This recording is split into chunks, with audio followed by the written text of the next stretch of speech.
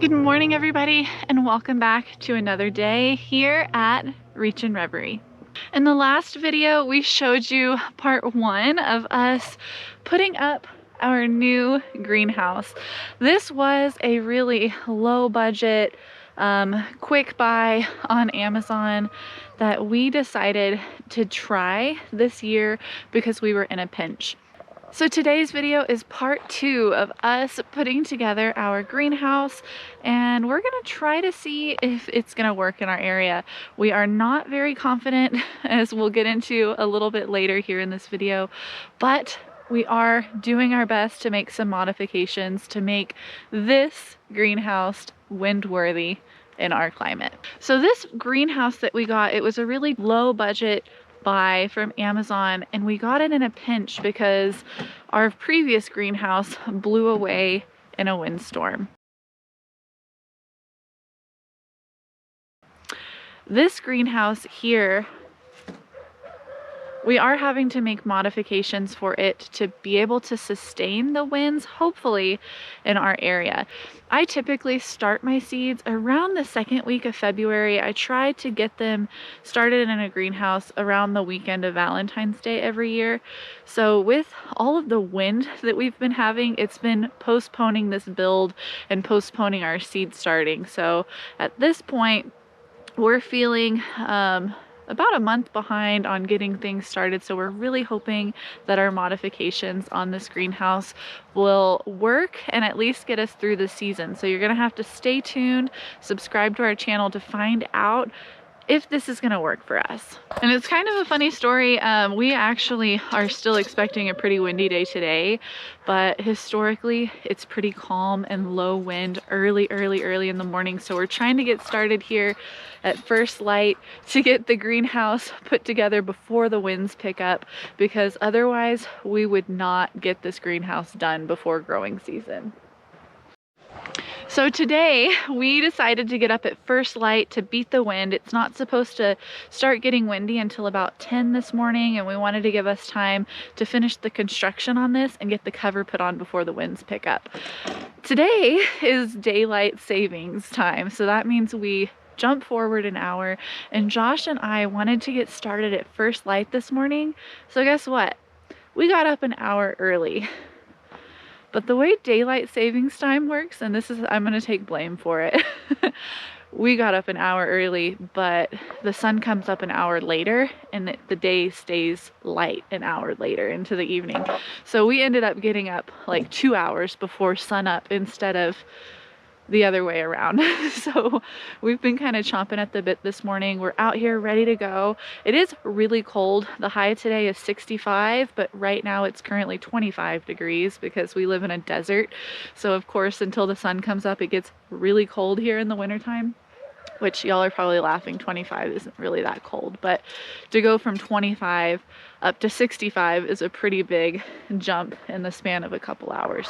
You're curious on these winds we've been getting. So one thing we got yesterday and installed and have up and going is we got a weather station, and it's sitting right here over our greenhouse, so we can accurately monitor wind speeds. And look at that.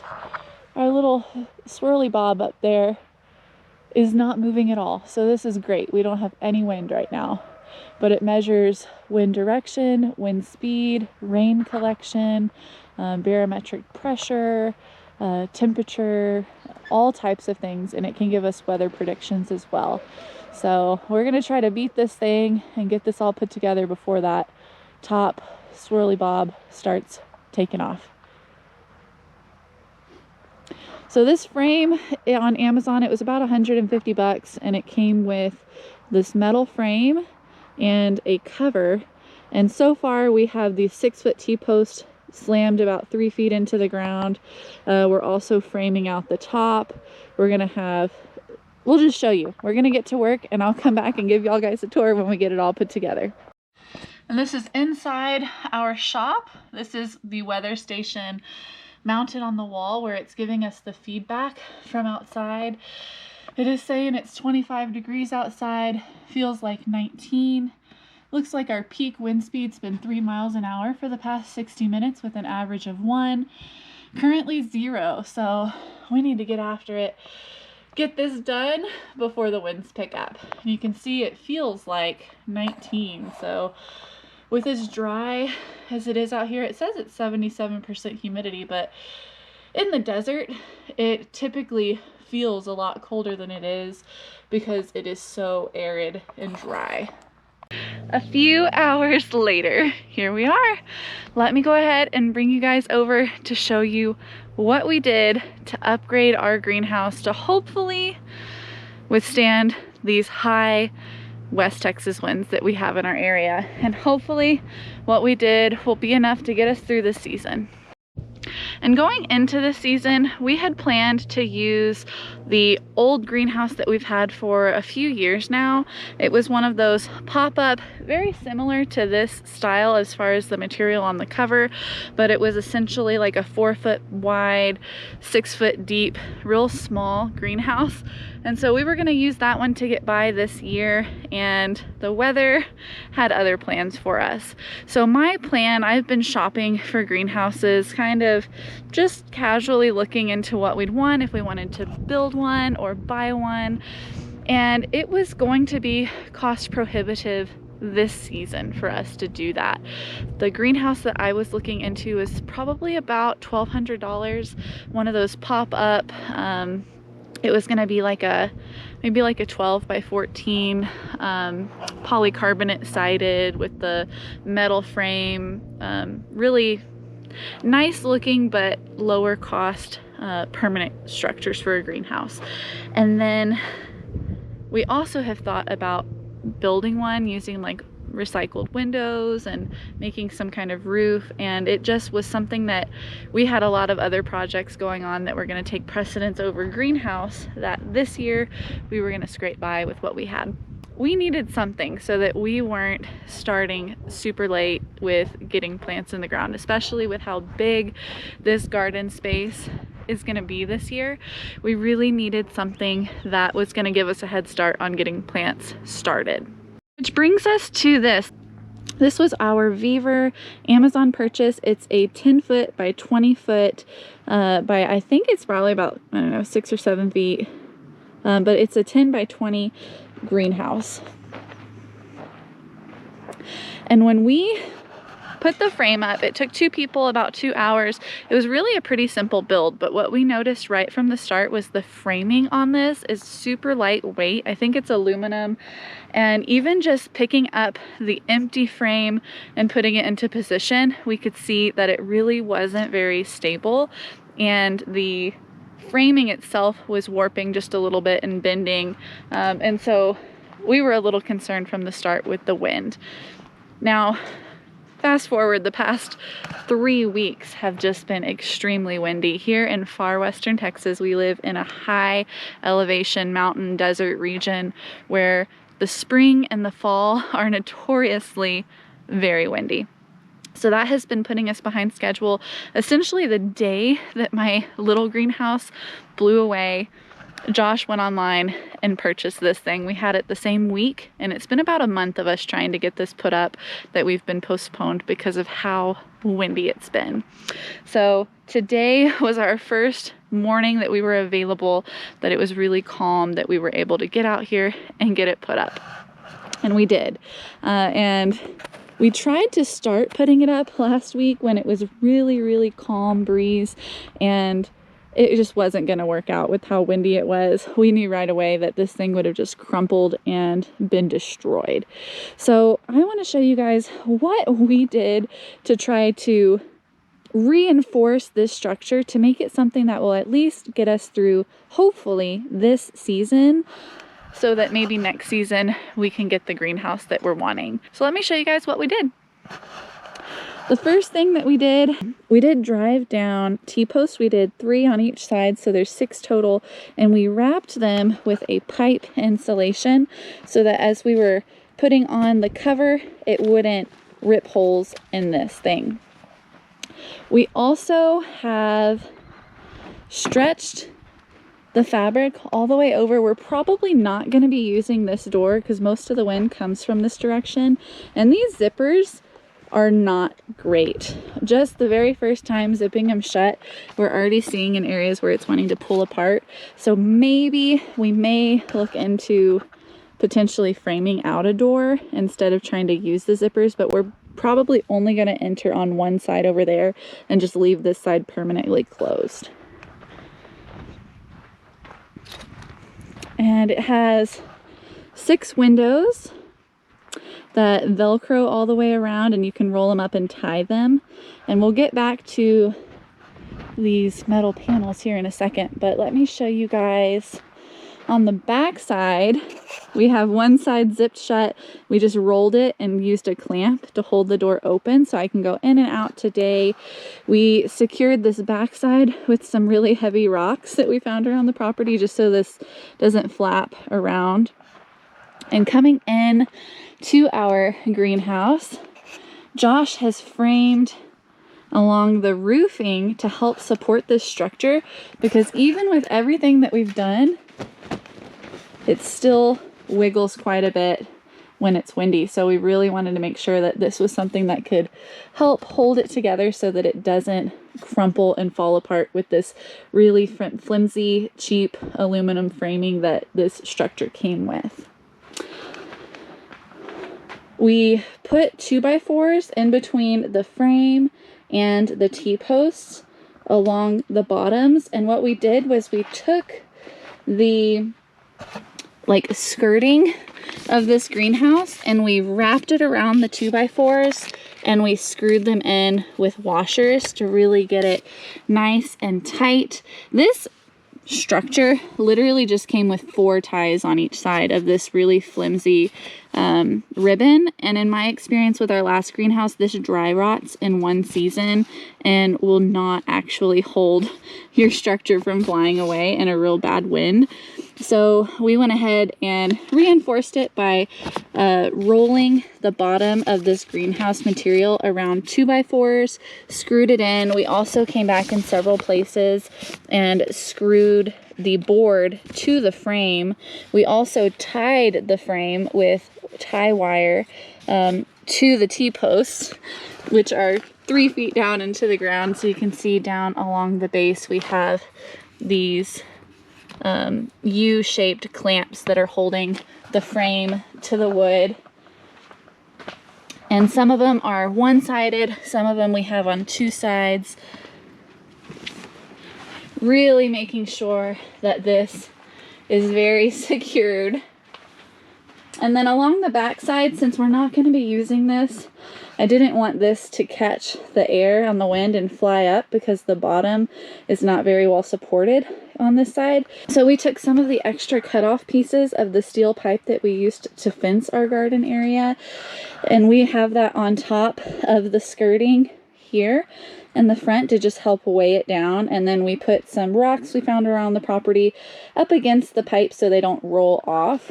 But that is holding down the door so it doesn't fly away when we get wind. And just seeing how flimsy it is, you can see how warped up this aluminum frame is. This was just from us picking up the frame to move it into position, and this has come up and bent right at the joint. We also, just having wind with nothing on this frame, you can see it sustained damage out here. We are insanely windy here in far western Texas in the Chihuahuan Desert. So I am starting to bring a couple things in. I have my rock, that's what I put my little heater on. We have some wiring that's coming from our electric panel, which we are going to set up a little bit safer. This is not live at this time, but Josh is going to be wiring up essentially an area where I can plug my heater into. That's going to go directly to the electric panel that we have over by the shop so that we can have electric heating in here. We have played around with the thought of putting like a tarp halfway through so that it's less space to try to keep heated. Instead of keeping this 20-foot space heated, maybe we can hang a tarp to this and down the sides to make it like a room where it's smaller space to heat. We'll see if we need to do that or not, but that was an idea that Josh came up with that I really like. I'm starting to bring in my stuff now. I have more garden stuff in here. We have our heater. This one's really nice. It's a like indoor outdoor, like a garden heater that you can set, and it has a thermostat control so that if it gets above a certain temperature, it turns off the power to the heater. So I really like that. I have my little garden stool I'm bringing out here, some cups so I could start planting. I found, to me, the most economic way for me to start seeds is I just drill holes in the bottom of solo cups, and these last about 3 years before I need to replace them in my experience. So that I just recycle these every year until they start deteriorating. And then I also have my little seed bag.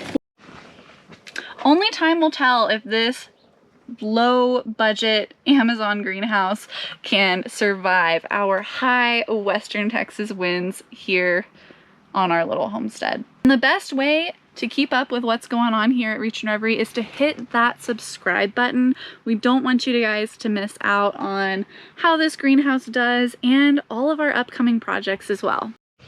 Overall, I think that this greenhouse could be a good option for a lot of different people. You need to take into consideration where you live, what your weather's like, and if you have the means to upgrade something like this to suit your needs.